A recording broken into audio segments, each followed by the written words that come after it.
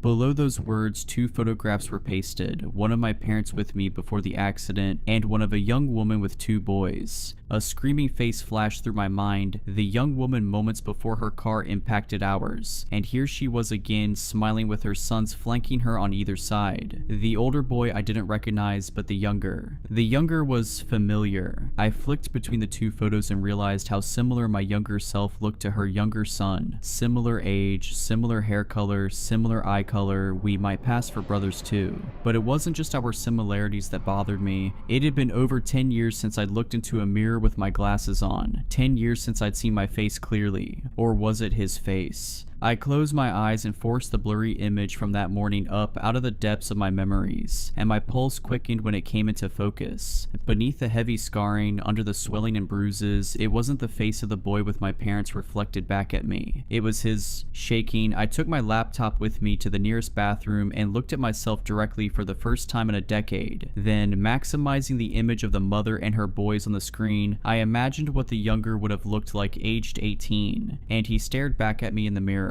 That moment, a splitting headache ripped through my skull, and I dropped to the floor. Grasping my head, I shrieked in pain while a series of images cascaded through my brain. I was seeing the accident again, though not from my perspective. I was seeing it from his. My mother's car flew into the intersection, and it was too late for his mother to stop. She screamed and reached for the back seat where he was seated, and he stretched forward with his left hand to grab her arm. He was closing his fist to squeeze it just as the impact threw her through the windshield, and an instant later, everything went black. He awoke in the hospital weeks later but was no longer the one in charge of his body. A new director had been installed. I'd been installed. The boy could hear my thoughts. He could see my memories. He knew an invader had taken control of his life, but he was powerless to do anything about it. And he watched as a man he didn't recognize shook hands with a surgeon, thanking him for saving his son's life, thanking him for being willing to perform such a radical procedure in order to do it. As the pain in my head began to wane and the scene from the hospital was replaced with the bathroom tile I'd toppled onto, I finally understood what the voice was. I understood what my father had done. I understood why my parents had never taken me to a doctor or to therapy to address the voice, why they had been so firm in their assertions that I'd tell it that I was in charge whenever it returned. They already knew what it was. In the boy's memories, it was a neurosurgeon that my father was shaking hands with. They were old friends. He was the one that saved my life, though he'd only saved part of me. The other boy hadn't perished that day, as they'd all lied to me. I had. All but my brain, which they transferred to the surviving boy's body. He wasn't the intruder. I was. Lying there on the cold bathroom floor, my mind reeled with the horrifying truth that it was now burdened with. I'd made the boy a prisoner in his own body. Sobbing, I pulled myself to my feet and looked again at the anonymous message that had shattered my reality. And I found a few more short sentences beneath the photos. "You killed my mother. You stole my brother's body. I will find you. I don't know what to do. I can't eat. I can't sleep. I crushed my glasses last night, never wanting to catch even a glimpse of my face again. I thought about trying to share control with my roommate, but beyond having no idea how to go about that, I'm terrified of what he'll do if I give him the reins, because now that I know for sure he's in there, now that I know the voice isn't survivor's guilt or a wayward spirit, I can feel him. He's stewing there in the back of our head, scared, furious, mutinous. He knows his brother's looking for him, and he's fighting to take over."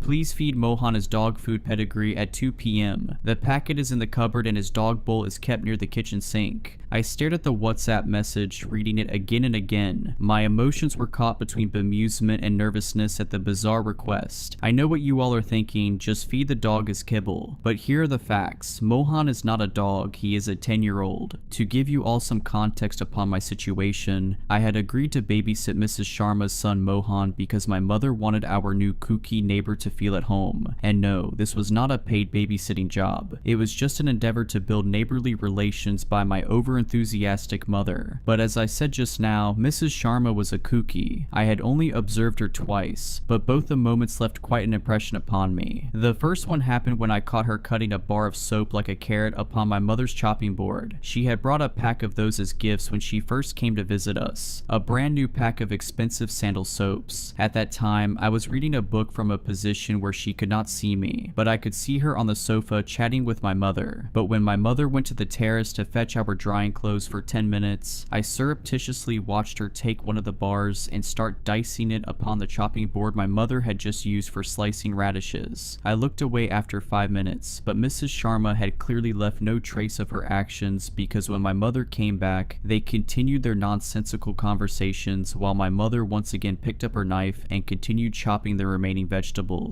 Needless to say, I refused to eat dinner that night and ordered from Zomato. The second incident happened when I caught Mrs. Sharma tasting Pedigree, a popular brand of dog food, when my mother and I were visiting her home. Mrs. Sharma went into her kitchen to pour some drinks and snacks for us while we were waiting in her guest room. At that time, I had a sudden urge to use the washroom. I silently walked past the kitchen, but my eyes happened to glance upon her for a few seconds, and there she was, taking kibbles out of a Pedigree packet and putting them in her mouth. I refused to eat anything she served to me and my mom later on. I also mentally grimaced every time my mom picked a bite to eat. The woman clearly had issues, and I wish that my mom would have stayed clear of her, but fate had other plans. The two had become fast friends, and now I was saddled with babysitting Mrs. Sharma's 10-year-old son Mohan. When I had questioned my mother about why we didn't see Mohan during our visit to Mrs. Sharma's house, Mom told me that it was because he had gone on a walk with a girl from our colony. My mom also gave me a list of written instructions on how to take care of that kid. I wished she would just WhatsApp me, but she just had to write it on paper in her terrible handwriting. Honestly, the only redeeming quality of Mrs. Sharma so far was that she was not as technophobic as my mother and had agreed to message me the instructions. The babysitting ordeal was to last from 12 noon till 6 in the evening. I had not even glanced upon the list my mother had given me, as Mrs. Sharma had promised me that she would text me the relevant tasks throughout the day. So, with an irritated look up on my face, I went to pursue the challenge. I first saw Mohan in the living room of their house, watching television. An episode of Doraemon blared from the television and I winced at how loud it was, but the kid was unaffected. Mrs. Sharma had just deposited the keys to her house with me right outside the house and left in a hurry, without even introducing me to her kid. Her craziness clearly wasn't going away anytime soon. I felt sorry for the kid for having such a weird mother without even having met him, so that is how I had relaxed a little and entered their living room after safely locking the door. I was told by my mother that Mohan was 10 years old, and he looked exactly like a normal 10-year-old would. He was watching the television screen with his black hair combed back, wearing a red t-shirt and a pair of comfortable pants, munching upon Maggi noodles with a glass of mango juice nearby. I introduced myself to him and he monotonously replied to my basic questions, his attention clearly fixed upon the television. But he looked comfortable enough, so I went into the guest bedroom of the house to watch Dairy Girls on Netflix after reassuring him to call me if he needs anything. I was captivated by the show until Mrs. Sharma's message notification came on WhatsApp. That is when the weird message that I had talked about earlier came in at 1:40 p.m. and reading the message made me wish that there was some version of CPS in India, because the entire event just screamed that something abusive was going on with Mohan and his mother. I wondered if Mrs. Sharma was joking with me, so I nervously went to the cupboard to see if I would actually find dog food over there. I was hoping that the last time I saw her eat Pedigree kibbles in her kitchen was just some hallucination or glitch in the Matrix moment, but there it was, a yellow packet with a cute little golden retriever picture, a big packet of Pedigree. I stared at it for a good 10 minutes, wondering what my next steps should be. Should I make a run for it and inform my mother about the incident, or should I grab Mohan along with me too? Or should I just ignore my conscience and feed him the dog food and finish my babysitting task? Because if if the past events were anything to go by, it certainly would not be the first time he would be eating it. My mind was racing in all directions, until suddenly I heard scratching at one of the bedroom doors nearby. To say that my blood had turned to ice by now would be an understatement. I quickly ran to Mohan and asked him what was causing the scratching. Maybe it was just a pet that Mrs. Sharma had confused with Mohan, I thought nervously, but Mohan's reply caught me off guard. "It is the red man," he told me. "What? Just ignore him and don't open that door." After giving that vague answer, he went back to watching some cartoon. I was beyond scared by this point and just wanted to bolt out of the house. But one question still lingered in my mind. "Does your mother feed you pedigree?" I asked him cautiously. Mohan looked at me for a few seconds and nodded yes. I sucked in a breath and hurriedly told him to come with me to my house. He had clearly been abused and was under some delusion of the red man. I could not in good conscience leave the kid here with that crazy witch. So I just grabbed his arm and started dragging him with me. I frantically reassured him that we would call the police on his mother and he would be safe from her, but he quietly told me that there was no point to that. That made me pause in my tracks. I looked over my shoulder to see that he had suddenly become hunched over and was shaking with tears. "That woman is not my mother. My mother was killed 2 years ago. The red man had killed her, and if you try to complain about it, it will kill you." "What the hell are you talking about?" I screamed at the kid, my mind spinning. "It is true. It used to be just me and my mom. The real Radhika Sharma, she used to be normal. But one weird rule existed in our house. Mom had forbidden me from going to the guest room of my house, claiming that a ghost lives there, and we should be wary of him. I used to be extremely afraid of that threat because I could sometimes hear scratching sounds from behind that locked door. One night, when I went to get water, I saw her standing outside the door to that room with a very frightened look on her face. I saw it. A red hand had suddenly emerged from the door and grabbed her inside. I ran back to my room and hid under the covers the entire night. I was sobbing throughout the night and was terrified. Terrified that my mother had been killed. Terrified that the red man exists and that he would come after me. He never came out. The next day, my mother came to wake me up. I was scared but happy to see her. But that morning for breakfast, she served me the pedigree that used to feed our dog at that time. Her eccentric behavior did not end there. She would always take baths with a mixture of milk and oil. She would sleep on the roof of our car with her eyes open. She would twist her neck at odd angles pretty often, and she would also cut up slices of soap to feed our dog. Our dog, he died soon because of that. I stared at Mohan with a numb feeling. He continued his rambles. I knew then that thing was not my mother, that my mommy was dead, and I also knew that whatever that thing is, it was trying to imitate humans. It has gotten rather good at it over 2 years. We moved a lot during that time. It will always chat up the new neighbors, trying to appear more and more normal. I knew it was some weird creature, but I also knew that it was not the red man, because no matter where we moved, there would always be one of our rooms that would be locked and off limits to me, and I could hear scratching behind it. He finally finished his story while sobbing throughout. I just kept on standing there, feeling like an icy hand had gripped my heart. I was not afraid for the kid. I knew he would survive somehow. I was afraid for myself, knowing that I had basically entered a haunted house. Mohan had escaped my grasp and ran upstairs, probably to cry to himself some more. But I knew that if I didn't get out of the house that second, my legs would give out and I would not escape alive. I was about to make a run for it when I heard a tire screech in the background. Mrs. Sharma, or more pointedly, the thing imitating her, was home. I just stood there frozen like a statue when the lock turned. The thing must have had a spare key, of course, and within moments it opened the door and entered the house with a cheery face. "Hello dear, how was your day? I am sorry I came home early. The grocery shop I like was closed today and I was free to come home early. I hope you had fun with Mohan, he is very friendly." The thing grinned at me. I just stared in silence, not a movement out of me. It moved towards the room from where the scratching sounds were coming from, still chatting me up. I hope Mohan ate his food properly. He generally is a good boy, but I had to discipline him for a very long time for him to reach that stage when it comes to food. I watched in silent horror as it came to stand before the door with the scratching sounds, but a confused expression came upon his face. "Dearie, did you not let Mohan out of the room?" Huh? The inquisitive expression just escaped my mouth, the first prickle of curiosity coming over me. Without any warning, its hands turned the handle and opened the door. I screamed and tried to make a run for it, until I heard a bark from behind me. I just froze up on the spot, slowly turning my head around. I expected to see a grotesque red figure with a creepy smile coming at me with inhuman speed. Instead, a happy golden retriever ran up to me. I tried to collect my thoughts for a minute. I expected that this was all a show, and both the woman and and dog would soon reveal their true paranormal forms, but nothing of that sort happened. The golden happily continued to hug me, and Mrs. Sharma watched with a worried look on her face. "Did you not feed him, dearie? Mohan must be very hungry now," Mrs. Sharma replied, pointing to the dog. "What are you talking about? Mohan is your son, isn't he?"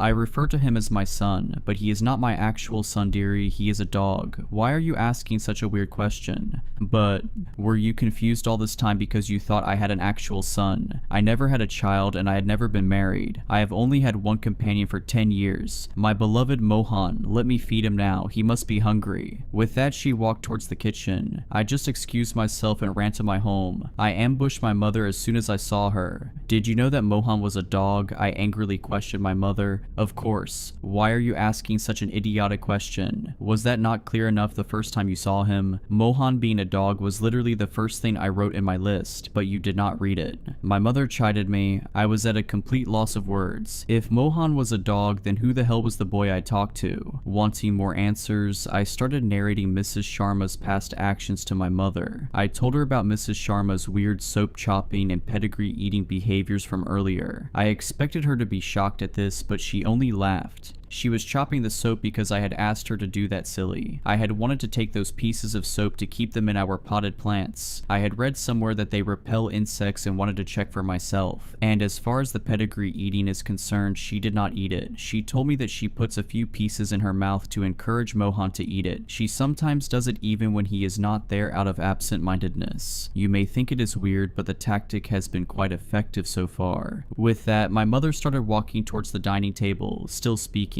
"You have really disappointed me this time. I expected you would take better care of Mohan. You are lucky Mrs. Sharma is a sweet lady. She would probably forgive you. Mrs. Sharma had even brought a gift for you for taking care of Mohan." My mother kept on ranting. My mother pointed towards a painting kept on the dining table, but as soon as I saw it, beads of sweat started collecting on my forehead and I felt like I would faint, because the painting consisted of a picture of the same boy I had talked to earlier that day, and on the bottom right corner, it was signed as the Red Man. Since then, I have tried to throw out the painting multiple times, but it keeps on showing up in weird places in my house. So all I am requesting you guys is that if you ever end up babysitting a kid talking about the Red Man, just call an exorcist.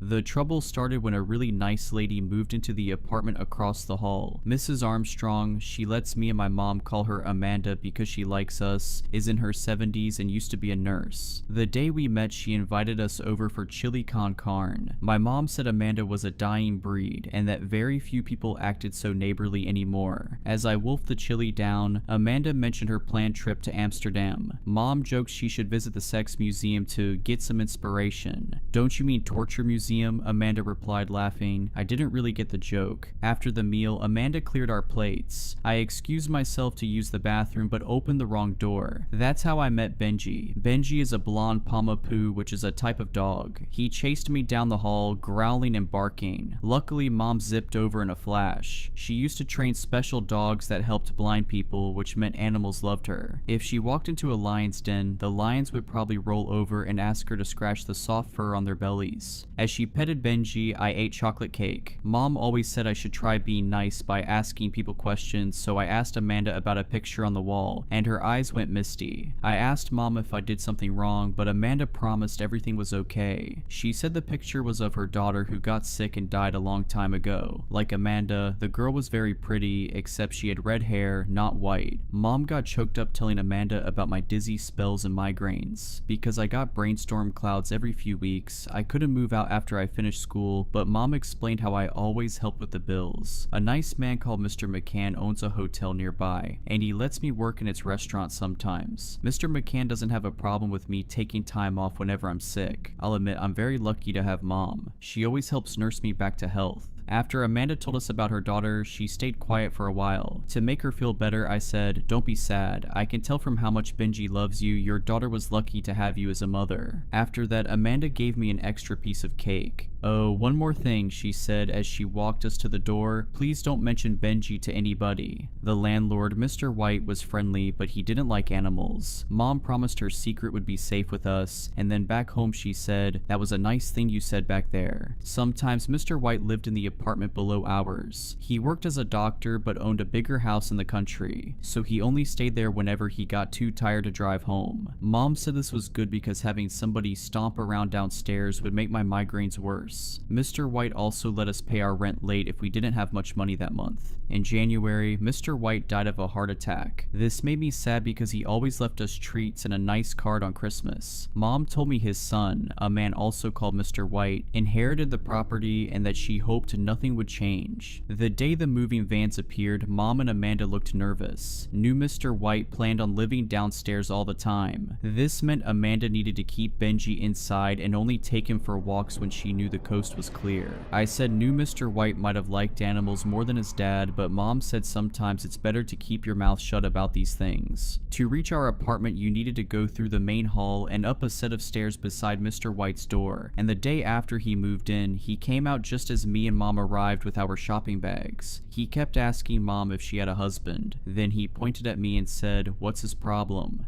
"He doesn't have a effing problem," Mom shouted, her face all red. Then she dragged me upstairs. I said Mr. White must be super friendly because friendly people ask people questions, but she said he didn't have friendship on his mind. I asked why Mr. White thought I had a problem, and she grabbed my hands and said, "There's nothing wrong with you, Danny." She explained because I was sick for most of my childhood, I never got to spend time with the other kids, which meant I still had lots to learn about communication. Mr. White started cornering Mom at the stairs a lot. She said he must have been listening for her. She started tiptoeing. This worked for a while, but then he started knocking on our door. He'd say things like, "Is the water pressure okay?" or "Did everybody's internet drop or just mine?" One afternoon I heard a commotion from my bedroom and went down the hall. Our apartment door opened onto the lounge. Standing there, Mr. White said, "You're busy watching him again? What's the matter with that boy anyway?" "Danny's very sick." "What, can't you let him off the leash for one night?" "I'm sorry." So he'd old enough to grow a mustache but can't wipe his own butt. After Mom slammed the door, we made eye contact. She asked how much I heard. I said everything. I could tell by her tone she was upset, so I gave her a big hug. I told her if Mr. White made her cry again, I'd beat him up, and that made her smile. Then I said I'd tear his stomach open and rip his innards out, and she told me I'd gone too far. A few days later, I got startled awake by somebody pounding the door. My brain clouds meant it was hard to follow what happened, but Mr. White kept screaming the word dog over and over. In the morning, Mom wouldn't tell me about their argument, but Amanda came over with a bottle of wine like the kind they serve at the hotel. Mom told me to go to my room, but I hid in the hall instead. Mr. White was annoyed about the yappy F word running around our apartment. He said he heard a dog's toenails click across the floor, which would be his roof. Amanda heard this and knew he meant Benji, but was terrified what would happen if Mr. White found out. "Benji's all I've got," she said through tears. Mom hugged her and told her not to worry. Mr. White started causing lots of trouble. Mom said she always smelled alcohol on his breath, and when people had too much alcohol at the hotel, that's when the doormen kicked them out. One night, I woke up to Mom screaming, "Do you see a doggy bowl anywhere around her, or how about a leash?" Blood was thumping in my ears and their loud voices were so painful. I squeezed my eyes shut and silently counted to 10, making my mind blank until my head stopped hurting. In the morning, Amanda brought us cookies. "I don't understand how he can still hear Benji," she said. "I've soundproofed the apartment." She offered to help with our rent, but Mom said no. She said Mr. White was probably just making excuses to be angry because she wouldn't F word him. Later, she explained to me we needed to stay on our best behavior because that B word would have used any reason to evict us.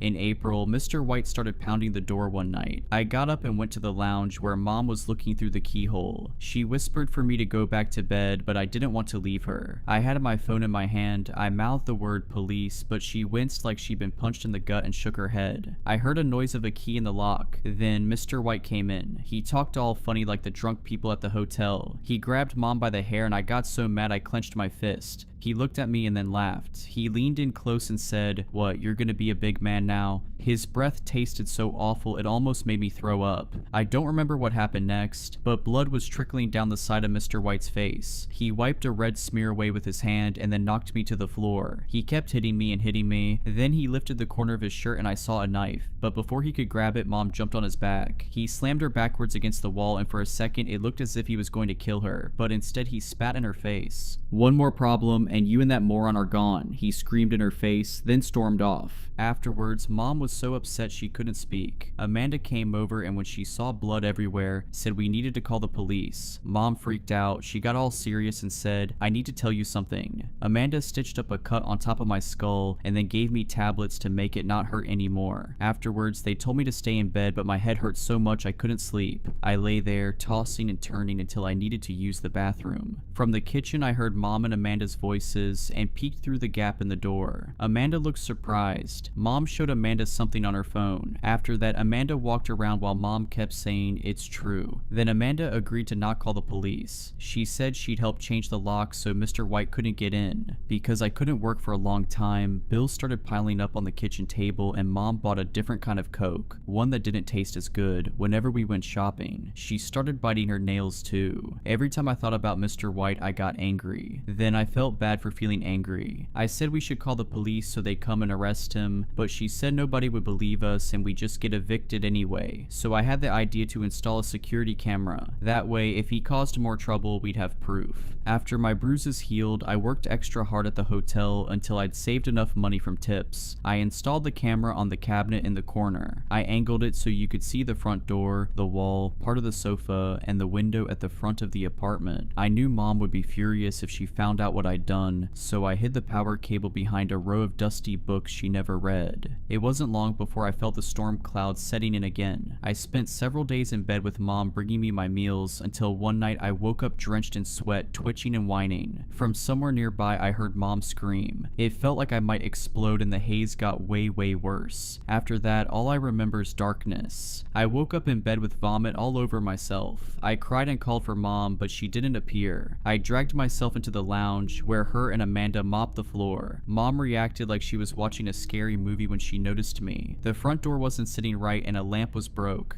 "What happened?" I asked, confused. She practically marched me into bed. She said she didn't want me making my condition worse, but I could tell from her voice she was keeping a secret. A big one. She dabbed my head with a wet cloth, promising there was nothing to worry about. The second she left me alone, I pulled up the camera footage on my phone. It started with Mr. White hammering the door, his voice muffled and unclear. Mom begged him to leave. There was a sound of him trying his key, and then his voice got even louder. The door bounced in its frame until it crashed open and slammed against the inside wall. Mom threw her arm across the doorway, creating a barrier, but Mr. White backhanded her to the floor. She threw her arms around his waist and prayed like people do in church, and for a second he looked as if he might leave. Then I crawled into frame and hit his ankles with my hands. I was so sick I don't even remember doing it. Mr. White grabbed my hair and pulled out his knife, but before he could use it, Mom grabbed a lamp and hit him on the head, so he grabbed her by the throat and pushed her against the wall. I crawled out of the frame crying. Mom's eyes bulged out of her skull and her face went bright red, and I thought she was going to die. But then a gray fuzzball hit him and sent him tumbling across the floor. The gray thing took up a lot of the frame. I couldn't make it out so well in the dark, but some clouds must have gone away because lots of moonlight shone through the window, and I realized it was a really big wolf. Its mouth was like a cavern, and the sharp fangs sank into Mr. White's scalp, and then blood poured down his face. The wolf turned to Mom and licked her hand. She ran her fingers through the thick fur on top of its head. A little later, Mrs. Armstrong appeared in the doorway. At first, she looked shocked, but then Mom waved her over and she approached the wolf nervously. She scratched the wolf behind its ear. Afterwards, Mom buried her head in her hands, sobbing. Amanda grabbed a severed arm and waved it like a stick, shouting, "Here, Danny," until the wolf followed her out of frame. Amanda returned with a bucket and a mop. I scrolled ahead in the footage. The two of them got rid of Mr. White and then cleaned until I appeared, asking what happened. Now I'm still here in bed, and honestly, I am so scared. I don't think the wolf would hurt me because it didn't hurt Mom or Amanda, so I think maybe it only hurts people who cause trouble. I guess she didn't want me to call the police in case they found the wolf. I don't know why Mom wouldn't tell me about it though. I know animals get weird around me, but I think we maybe be good friends since we have the same name. I'm nervous we might get evicted, but maybe not because Mr. White is dead. I love Mom more than the world, so I'm obviously not going to do anything to get her in trouble, but I'm still really scared and confused. Anyway, thanks for reading my story. Hopefully I figure things out soon. You may think you know the space agency, but you don't. NASA is not the sum of its publicly presented parts. I'm not simply talking about classified research and development. I'm talking about the dozens of space programs veiled from prying eyes, programs hidden even from many folk within the company. And when I was finally offered the privilege of peering behind the curtain, I found myself at the eye of an unprecedented storm, a disaster beyond the bounds of earthly horror, the GE-1 mission. Since the climax of the space race, a consensus has grown, a prevailing belief that NASA has abandoned the final frontier. It is, however, an absurd notion that the brightest minds of this agency no longer care about space's mysteries. The truth is that our best scientists decided decades ago to shield humanity from the hellish things we uncovered, things lying in the pits of space that no light reaches. NASA projects featured in the media have low stakes. Even the International Space Station sits at the foot of this organization's priorities. Significant expeditions are classified. The ones intended to catapult humanity towards the stars, for instance. The ones using spacecraft beyond what the average person deems possible with human technology. We are capable of things that would leave you awestruck. We are capable of things that would leave you cold. The GE-1 spacecraft launched on Wednesday, 25th January 2023. It sailed beyond our solar system, pursuing a slow signal that was coursing through the outer reaches of the Milky Way. Not an intelligible transmission, but a frequency that intrigued us nonetheless, a frequency named 784A. Hysteria swept the company on the date of the signal's first interception, Saturday, 29th October 2022. Given 784A's ever-moving source, the frequency sparked feverish intrigue. Regarding the nature of the mysterious moving signal, there seemed to be a different hypothesis from every NASA employee with clearance. It was truly an exhilarating time. And things reached a fever pitch when the GE-1 craft launched a few months later. Employees weren't eating or sleeping. They spent their waking hours sharing ideas about the mysterious transmission from space, a circuit board of explanations that finally overloaded on Thursday, 2nd February 2023, the day on which the GE-1 stopped responding to NASA. 1 week later, on Thursday, 9th February, the signal from the spacecraft returned. Commander Irwin, this is Mission Control. Dr. Parker, the head of the project, announced, Mission Control to GE-1, do you copy? Roger, Mission Control, Commander Tim Irwin responded. We've been trying to reach you. We lost contact with GE-1 7 days ago, Commander. What happened? What is your status? Dr. Parker asked. All systems are fine, Mission Control, Irwin replied. Dr. Parker seemed flustered by the commander's nonchalant demeanor. The project leader clawed at his gray, thinning hair with tense fingers. The old man seemed to be carefully considering his next utterance. 7 days without contact, Commander. 7. GE-1 disappeared at our end. Do you have a status report? Anything which might explain why we were unable to communicate with one another? Parker asked. Nothing, Mission Control, Irwin blankly replied. As for 784A, we reached the transmission point of the signal. There was nothing to be found. We have collected as much data as possible, requesting clearance to return home. There were several minutes of nervous mumbling from various scientists and board members. Dr. Parker looked broken beyond measure by the time he leaned forwards, heavy breath beating against the microphone. He was trembling with a mixture of rage and confusion. Roger, Commander Irwin, you have clearance to come home, Parked croakily whispered. On a vessel traversing space at an unfathomable pace, the astronauts returned home. The craft silently landed at an unofficial NASA site on Wednesday, the 15th of February, 2023. The GE-1 crew emerged, greeted by a small, applauding crowd. Tim Irwin, Gianna Danes, and Matthias Olsen. Those were the three astronauts who supposedly emerged from the spacecraft. And at first, we had no reason to believe anything else. We recognized the three faces, the three voices, the three brilliant minds. However, it did not take long for slight oddities to slip through the cracks. I overheard something perplexing whilst Tim Irwin spoke to his wife, Melissa Irwin, in the break room. I love you, Melody, the astronaut said. Melissa frowned, smiling awkwardly. Melody? Who is Melody? I didn't intend to eavesdrop. I'd been helping myself to a drink. Still, I slowed down when I heard that. Melissa was clearly teasing her exhausted husband, but there was a slight tinge of uncertainty in her voice. And I'll admit that I was a little too nosy. I pretended to weigh up 2 different drinks before I made my way out of the room. As a result, I managed to catch the tail end of the commander's strange fumble. Irwin cleared his throat. I'm sorry, honey.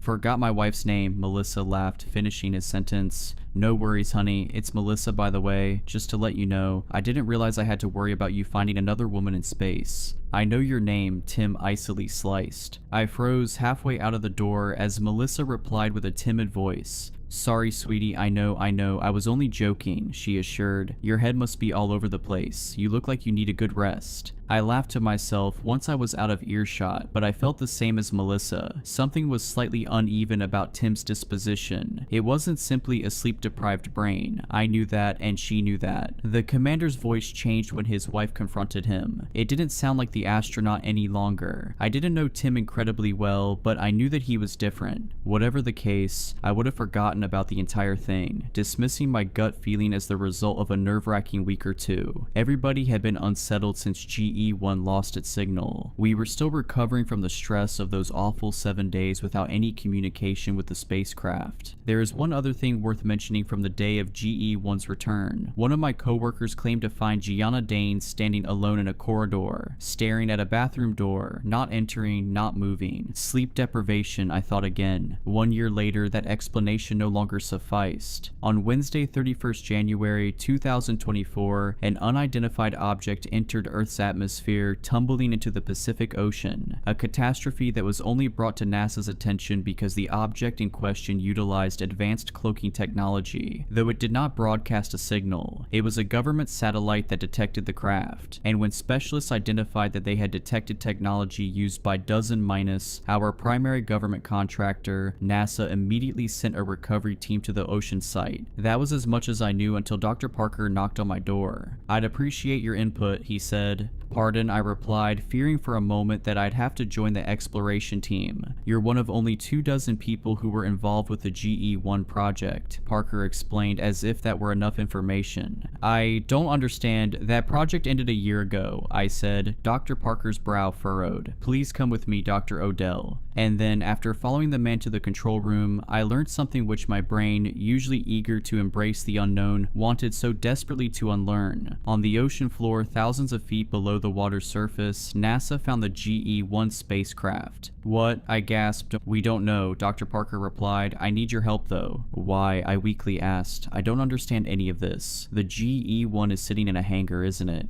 Yes, Dr. Parker nodded, but it's also sitting at the bottom of the Pacific Ocean, 3,000 miles off the east coast. My face whitened, and the man nodded. Take your time to process that, he said. I'm still working on wrapping my head around it. After a minute or so, I finally summoned a question that I didn't find utterly foolish or uneducated. It's the exact same spacecraft, identical in every way, I asked. The project leader sighed. Well, yes and no.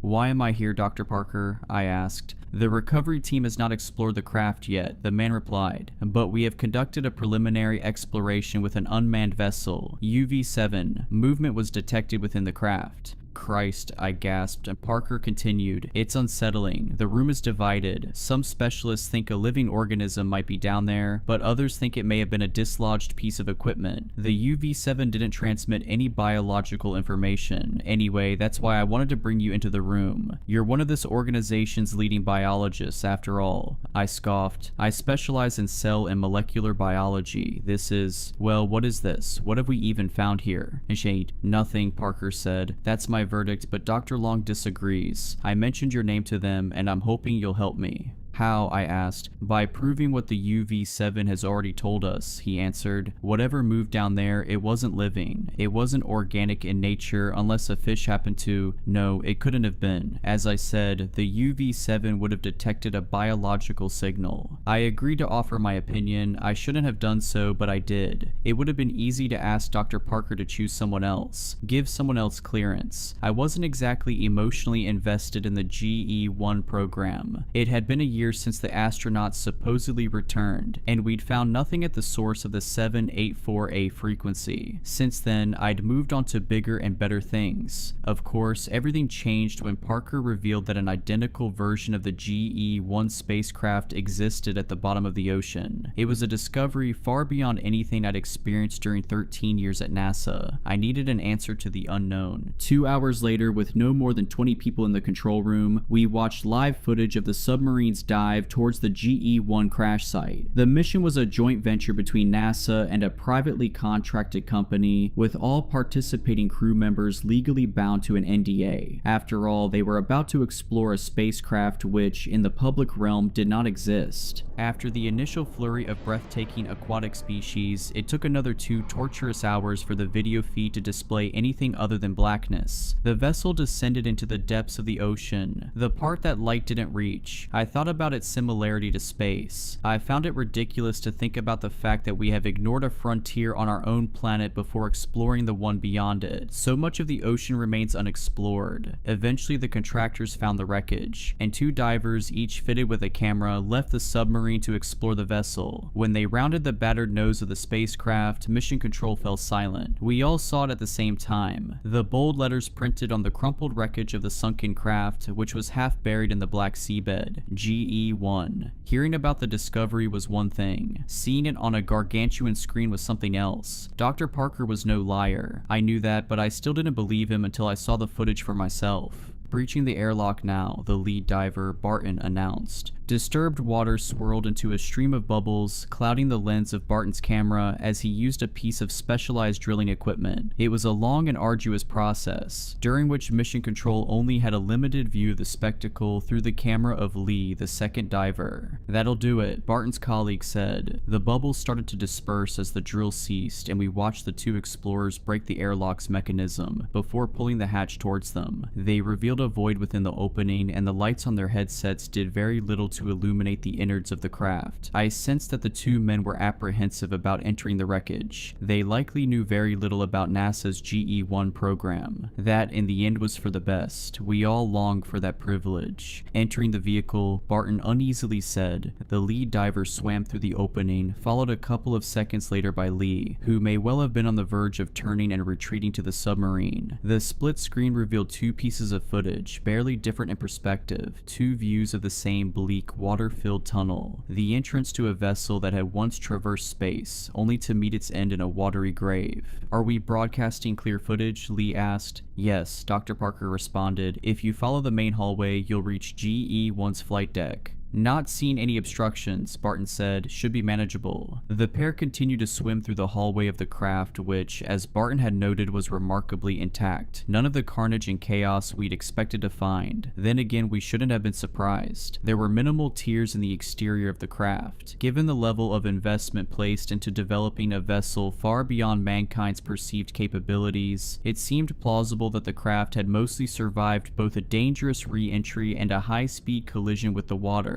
What did not seem plausible was Parker's explanation that we were looking at a carbon copy of an existing spacecraft, one which I'd watched land on Earth a year earlier. I had no reason to believe that everybody in the room had to be lying to me, but something in my brain refused to compute such an impossibility. I wouldn't have ever believed Dr. Parker, even if I'd gone to the hangar and physically seen the craft in person before swimming to the bottom of the ocean to view its twin. Even after everything I've seen, I still try hard not to believe any of it. "Oh Jesus," Barton cried. It only took a second for the camera to reveal what the diver had seen, the hellish scene that had sparked such a haunted response, and I unleashed a similar yelp of terror. We all recoiled fearfully. In fact, I suppose none of us had hypothesized what we might find in the wreckage, even when the debate about movement and biological signatures had raged. There was no joyous hysteria. This was not like those early days of the GE-1 project. Nobody seemed exuberant to find 3 floating spacesuits at the front of the spacecraft.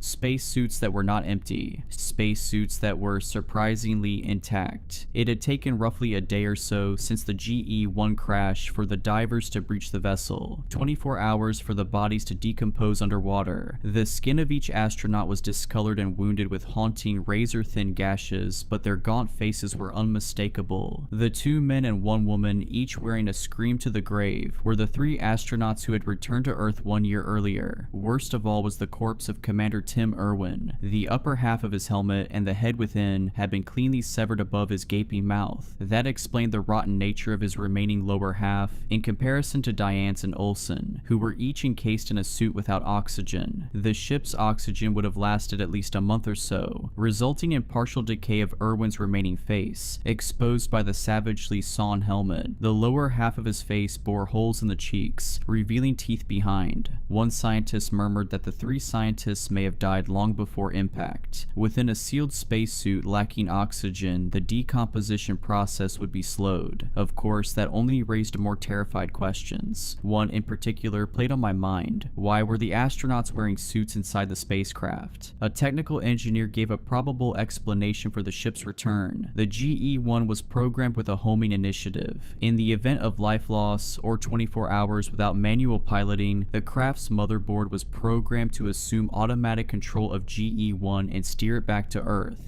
The re-entry might have failed because the ship was damaged. That might also explain why we didn't receive a signal from its transmitter. Honestly, it's a miracle that the GE-1 made it back to Earth at all, the engineer said. We'll know more when we look at the ship's log, another engineer added. Dr. Parker sighed. Barton, we need you to... We have to get out of here, Lee yelled, shouting over Dr. Parker. I didn't sign up for this. Look, we did the dive. You've seen what you needed to see. I understand that this is a terrible situation, Parker continued. You were, however, briefed. You signed a contract, Mr. Lee. The nature of the expedition was made clear to you, and we don't have all of the information that we need. We need you to recover as much of the ship's data as possible. Do you have the drive? Yes, Barton murmured, dazed by the 3 floating corpses. Right, Parker replied. You should see the socket on the right-hand side. The lead diver swam towards the main console, searching anxiously with the navigational assistance of every expert in the room. When he finally inserted the drive into the designated socket, a red light flickered beside it. What does that mean? Barton asked. You were right, Ian, one of the technical engineers said to his colleague. It's not good, Mr. Barton. It means that some of the ship's log files are corrupted. All of them? Dr. Parker asked. The engineer rubbed his chin. Well, if there'd been no light at all, this would have been a lost cause. So there's still hope. It'll be the water damage. No doubt about that. Just leave the drive in the socket, Mr. Barton. Let it run. When the light turns off, that means the data transfer has finished. Meanwhile, Lee was scanning the ship with equipment for detecting organic matter. I was standing by, waiting for the diver's device to detect some sign of life, something that would warrant me being in the room. But there was nothing, not even any sign of the movement that the UV-7 had detected. I was the uncomfortable biologist in the corner, only there, it seemed, to endure the horror alongside everyone else. Something that did intrigue Mission Control, however, was Lee's discovery of floating glass shards in Danes' laboratory. Most people wouldn't pay attention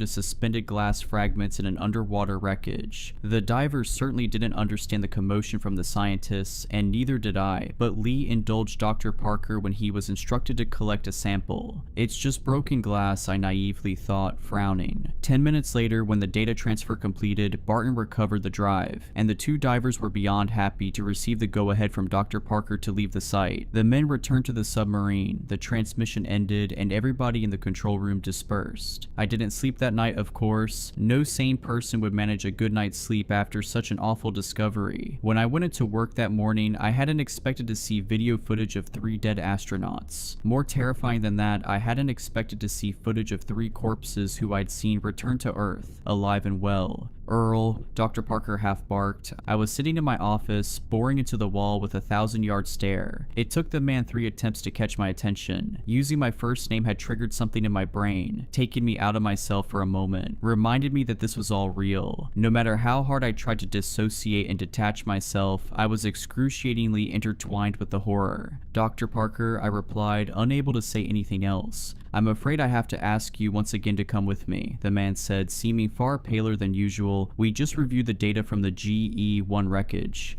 What did you find? I whispered, voice breaking. Parker sighed. If you come to my office, you'll see. I really need your opinion. That seemed like a lie to me. Dr. Parker had been talking about the importance of my opinion as a biologist since the start of the GE-1 program. In the end, I'd simply been a limp, lifeless limb. Hardly even a backup appendage. Just some excess fat that somebody had forgotten to trim. As it would transpire, however, Dr. Parker had finally found something that required my input. Out of 102 audio files on the drive, only 2 were uncorrupted, 2 recordings from Commander Tim Irwin. Within those recordings, Dr. Parker heard something he didn't understand, heard many things he didn't understand. Unfortunately, I scarcely understood the recordings either. What little I did understand, however, horrified me, and I saw that coming. It was foreshadowed by the project leader, by his haunted eyes. The board need to know whether they found something alien in nature, Dr. Odell. I still don't think it's not organic. I don't believe that. They won't listen to me, Dr. Parker said, but they'll listen to you. I could tell that the man no longer believed his own words. He wanted me to prove him wrong. File 86. This is Commander Tim Irwin. I am recording this message at 1440 on Thursday, 2nd February 2023, Greenwich Mean Time. Since 12:15 today, we have been unable to contact Mission Control. Olsen has not pinpointed any malfunction, so we hope that all remains well back home. The 3 of us are contemplating the possibility that the issue with our broadcasting signal stems from what we have discovered, the source of the 784A frequency. We found it, and given what we have experienced over the past 2 hours, I believe it to be vital for me to record our findings in the absence of any communication with Dr. Parker. At roughly 12:35, shortly after losing contact with home, we finally saw a physical manifestation of the frequency that we've been hunting for 8 days. We were starting to think there would be nothing there. We'd been eyeing blackness for hours, believing that the transmission had no visible source. It was when we neared a mile or less from the signal source that we finally saw something tangible. I'm still struggling to describe our discovery. Well, at first we didn't know how to put it into words. Now, however, I suppose I'd say that we were pursuing an ever-moving belt of glass shards. Yes, glass shards. You heard me correctly. Thousands of small, glass-like fragments hurtling through the cosmos, jagged pieces of some unknown material. No sign of biological life, no sign of foreign technology, just a near-transparent substance with no technological or organic nature, somehow transmitting the 784A frequency. That revelation might disappoint some people back home, those hoping for signs of alien life. Still, I know that Dr. Parker and other minds behind this mission will be extremely fascinated by this discovery. At 12:55, after a brief preparation period, we used the B1 craft to retrieve a sample of glass from the moving belt. I understand that, though we were cleared to use the equipment without approval, Dr. Parker may be a little disheartened. I know he wanted to experience this with us. I just hope he'll understand. We didn't want to wait for the line of communication to reopen. After all, we didn't know whether we'd have another opportunity. We had no way of knowing how the mysterious belt of glass would react to our presence, even though GE1 still wasn't picking up organic or electronic signatures. Diane keeps talking about the possibility of something sentient lurking in the shards. Until we detect something organic, I doubt that. The belt was and still is moving at a rather glacial pace of roughly 6,000 miles per hour. We will have no trouble pursuing it in the GE1. As I speak, we are trundling alongside the glass stream at a crawl. It stretches for hundreds of miles. Who knows how many shards are contained within the stream. With regards to recovering glass pieces from the belt, the B1 craft suffered catastrophic damage, which intrigued us. No form of glass on Earth would be powerful enough,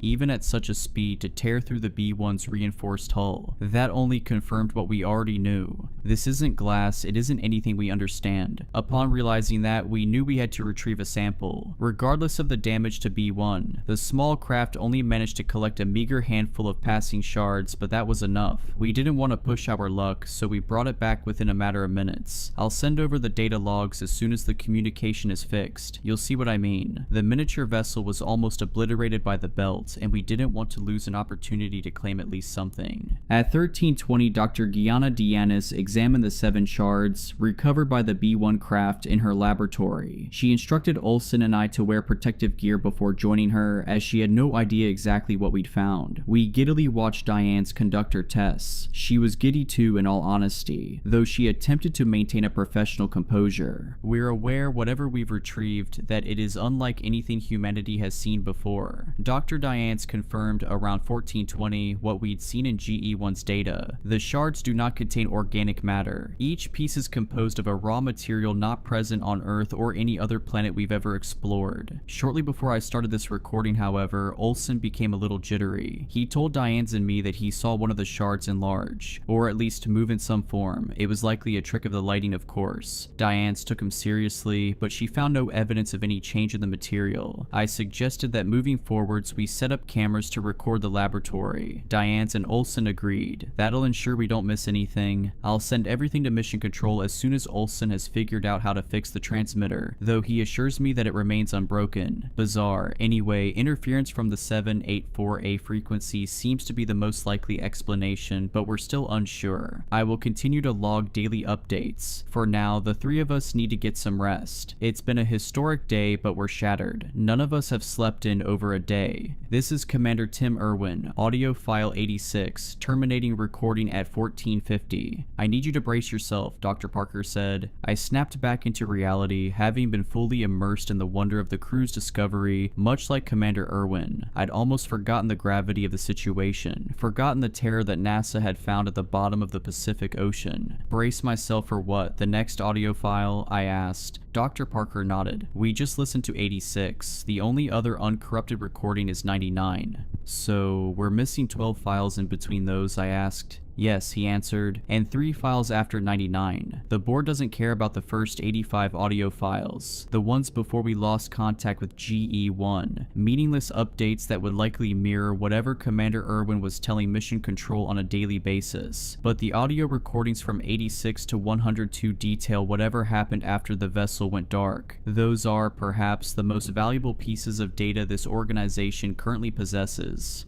Right, is file 99 useful? I asked. The doctor's lip quivered as he hovered his unsteady index finger over the mouse, contemplating whether to inflict such horror upon me. I wish he hadn't. Useful? That's an interesting word. I don't know, Dr. Odell. It tells one horrifying part of a story we don't understand, Parker croaked before clicking. File 99. This is Irwin. 99. File 99. Since the last few recordings, it's all over, and things were already terrible. This must be my 5th recording today. I'm sorry. Sorry for the backlog of files for you two. Oh, who cares? Why am I apologizing to anyone? Nobody's there. Nobody will ever be there. I'll be lost to space and, well, I hope somebody hears it. There's the protocol after all. The return protocol. I'm no engineer, but I remember Olsen talking about it. If GE-1 makes it back to Earth, I hope these recordings make sense to you. Whoever's listening, none of this makes sense to me. And it's even worse now Diane's is gone. She died at, I don't know, 2210 perhaps. It's Tuesday, 7th February, 2240. I'm the only surviving member of the GE-1 crew. You know how it happened. I just want her family to know that I tried to save her. Oh god. This all started with a reckless endeavor. We should have turned around when we saw the vessel outside the window. It's still there. I'm looking at it now. GE-1, an identical version of our spacecraft, eyeballing me from the belt, impervious to the racing current of glass. You know what? I'd like to amend my statement. We should have turned around as soon as we lost contact with Mission Control. This was written on the wall. Everything about the belt was wrong. We knew it, but we were drooling from our mouths like apes. Olsen's idea was smart. It was smart. It just wasn't enough. We should have thought about B1, thought about how the glass tore through it. Olsen promised, however, that this would be different. The belt was moving so quickly after all. He said the shards weren't as dangerous outside of the belt. We wanted to believe him. Maybe I still want to believe him. After all, I'm wearing my suit, even though I know it didn't save him. And it didn't save Diane's either. I spent most of the day trying to stop the bleeding, but it was awful. You heard it. You don't need me to tell you. I still hear her words, ringing in my ears. The things she described, the way it cut into her skin and then disappeared. The glass disappeared after hacking her face to pieces. It was so methodical and quick. So eerily quick, but not in a merciful way. Her dying scream will never leave my mind. Neither will the sight of that sharp shard, unbound by the laws of physics, slicing her face with clean, swift motions. A weapon wielded by an unseen force. I've locked the lab. That won't be enough, will it? It wasn't enough to stop. Oh, there it goes. That's why I wanted to record this. I keep seeing something in the copied version of the GE-1 spacecraft, gliding 100 yards away from the real one. I keep seeing movement behind the windows. Oh God, God, God, God, God. No, there's no God, not in the I see them so clearly now, but they're dead. Olsen and Diane's are dead. Their bodies are still sitting in the control room. I'm looking at them and they're across the way, surveying me from the flight deck of the copied craft. What is happening? What is this? I don't. They won't stop looking at me. They won't stop, and I want to turn around. I want to stop following the belt. I've wanted to abandon the mission for days, but Diane's made a good point. After Olsen passed, she said that we shouldn't head back with the shards on board. We were just too frightened to go near the glass after he died. Without Diane's, I don't see myself solving this. I just have to soldier onwards, keep tracking things, keep moving. I'll record an update tomorrow, but I won't abandon this mission. Not until I talk to somebody from Mission Control. Whatever material we found, I don't think I should come home unless I get rid of it. Wait, do you hear that? That's what I heard before. When it happened to Diane's, when the glass moved, changed into something, I don't know. It looked like liquid, like a thin trail of water with a slight sheen. It crawled across the walls before climbing her suit and somehow slithering beneath the visor. I don't know how it entered, and then it started solidifying. She was running around, screaming, wrestling with her own helmet. Give me a second, I need to check the lab. Yes, there are fewer pieces of glass. That's the other thing. 4. There are only 4 shards. We collected 7 from the belt. There were definitely 7, then 6 after the mirrored version of the GE-1 craft appeared outside the window. 5 after we found Olsen's body in the airlock. 4 after it took Diane's. There were 4 after Diane's died. At 22:10, it's 22:43, and I only see 3 shards in there, sitting on her desk, but the door's locked, there's no sign of exit. Where did the 4th one go? Where did it go? I don't know how much longer I'll be able to wait. I want to come home more than anything. See Melissa, see the little ones, but that's exactly why I won't come back. It would be selfish. It wouldn't be right to let them live on an Earth with the risk of these shards. Stop looking at me. Both of you, stop it. What are you? You're not them. They're dead. I'm sorry. I'm so sorry for recording all of this. It would have been better not to know, wouldn't it? It would have been better not to know. Commander Tim Irwin, audio file 99, terminating recording at 22:45. After the audio ended, Dr. Parker and I sat quietly, not silently. I could hear my own heartbeat in the quaking canals of my ears. I could hear the project leader hyperventilating, failing to hide a fearful murmur that sounded at the back of his throat. He'd already heard the 2 files, of course. I had no idea how he'd managed to maintain any semblance of professionalism. He knew what was coming, he knew what I was about to hear, but he said nothing, did nothing. I was crumbling from the haunting revelations in the last surviving recording of Commander Irwin. I hated Dr. Parker for involving me in the GE-1 program. Think about what we saw, the man eventually whispered. I looked at him without uttering a word, giving the scientist time to continue. Think about the body of Tim Irwin, Parker explained. What remained of it? I need, more than anything in the world, to hear File 102, the commander's final recording on Friday the 17th of February 2023. That was after the GE-1 landed, I said. He shuddered. It wasn't the GE-1, Dr. Odell. You know that now. I'm thinking about the shards recovered from the wreckage. What happened to those? I asked, gripped by a fresh wave of terror. Dr. Parker lowered his head. Scientists are examining the fragments. Dr. Zeeland's team. Now you've listened to the audio files, I'd like you to lend your expertise in his laboratory.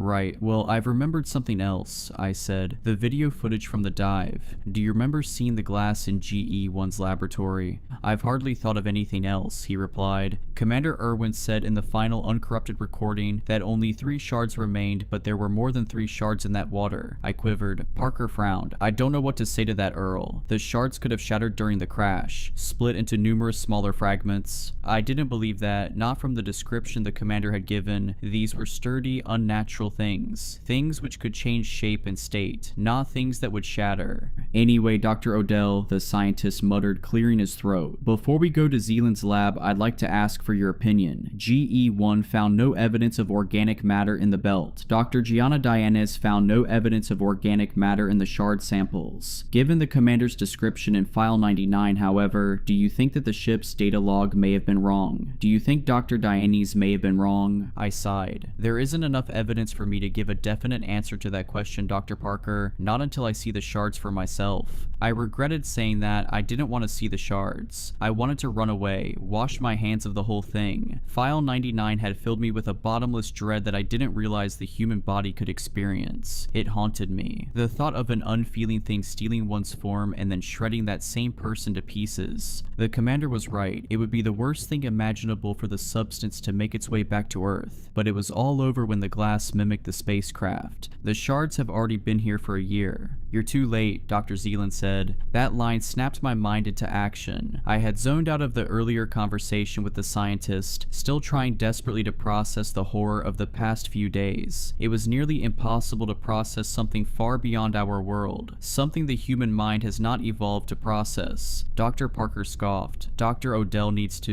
Dr. Odell is too late, Zealand interrupted. We disposed of the shards this morning. I beg your pardon, I asked. The fragments were dangerous. The audio recordings made that abundantly clear. Dr. Long ordered us to destroy the samples, Dr. Zealand said. At that moment, Veronica Riding emerged from the lab, which was being barricaded by Dr. Zealand's hulking form. The sheepish woman was pushing a trolley of black waste bags, and she seemed to be trying to avoid detection. Regardless, hope sparked in my mind, as Veronica was a close friend of mine, not just a colleague. I hoped she would clear up the strangeness of the situation. The idea of NASA discarding such an important historical find seemed unthinkable to me. It was a lovely thought, there's no denying that. I wanted to entertain the possibility of the agency putting mankind's safety before mankind's progression, but I'm not a moron. Veronica, I called, is it true? What was that, Dr. Odell? She asked, stopping to face me. My body temperature lowered. As I eyed the face of my dear friend, I felt the shift. I didn't see a physical difference in Veronica's appearance as such. The shift in my fractured mind was more subtle than that. It was a feeling that whisked the contents of my gut. Veronica always called me Earl. If you enjoyed these stories, please consider subscribing and liking this video. Let me know your thoughts of these stories in the comments below. I frequently talk to my viewers there. But anyways, I hope you were creeped out.